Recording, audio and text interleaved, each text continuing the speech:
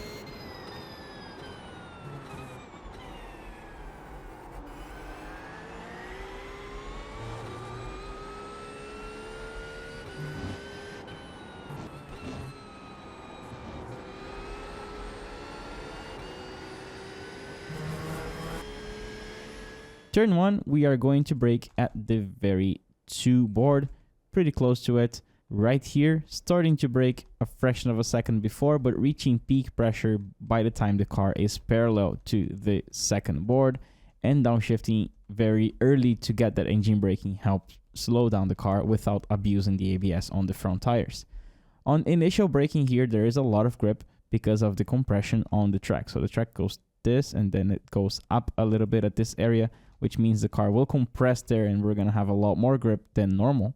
Then we're going to downshift all the way to second gear, start turning in, and then we're going to be patient, and then finally get as much rotation as possible actually towards the end of the curb.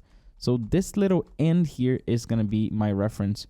I'm going to try to have the car there because after that we get back on power and the car starts wanting to go wide, but the corner keeps going to the right a little bit more and more and more. So we want to stay on this rubber area here because as soon as we get here, the car starts sliding too much to the outside and we have to lift. So you stay to the right, stay to the right.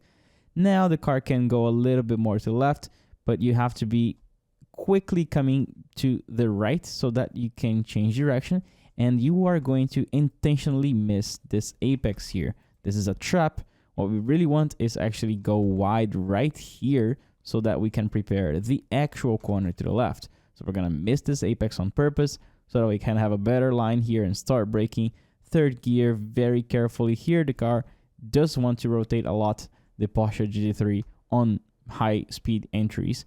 So very patient here, getting back on power, letting the car go all the way to the outside, using all the runoff here, and then starting to brake more or less when the green here ends and meets with the grass and the white line. So that's my braking reference. I start braking and then I turn in quite late for this one, and there's a reason. These 3 next corners are all connected, and what I want to do is bring the car to a very late apex on this one so I can keep the car very well to the left and then change direction and carry as much speed as I can to this exit and go all the way until my next little checkpoint, which is staying to the left by the end of this curve here. And then I just keep turning so that I can carry as much speed as possible on this right-hander. This right-hander here is the most important corner of the whole track. If you can carry speed on this right-hander, that means you can carry speed throughout the whole straight and these corners because they're all flat all the way until here.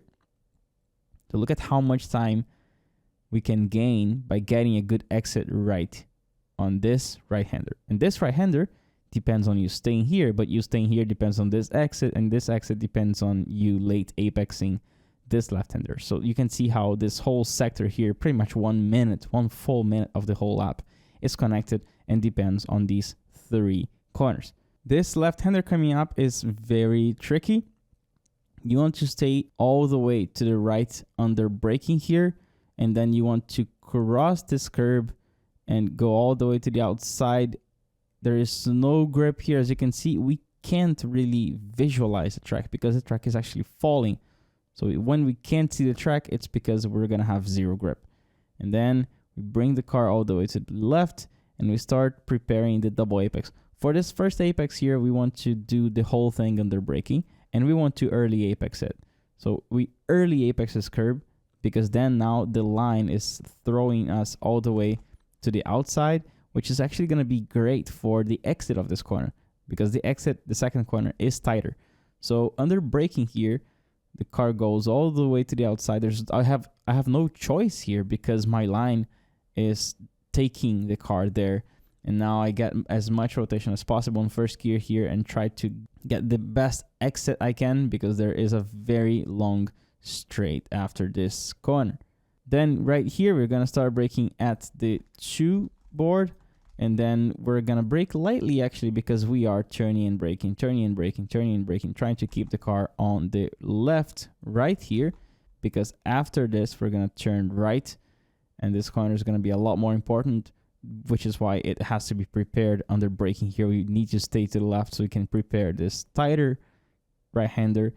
And then from here, we change direction. There's a lot of grip on this area, so you have to really trust and turn the car because the car will do it for you. And then you let the car run all the way to the outside. And then here, very important corner as well. You want to do a little bit of trade braking, stay as much as you can to the left here so that you can prepare this next corner. So make sure you're not apexing too early and bringing the car here because if you do so, you end up having a terrible line here and carrying no speed to the long straight and the end of the lap.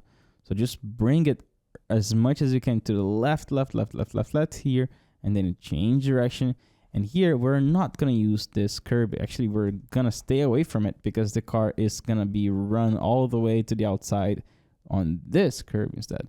So if you do use this curb here, you won't have enough speed or line to bring the car and you're going to run wide right here. So that is Virginia. Have fun driving this combo and I'll see you on track.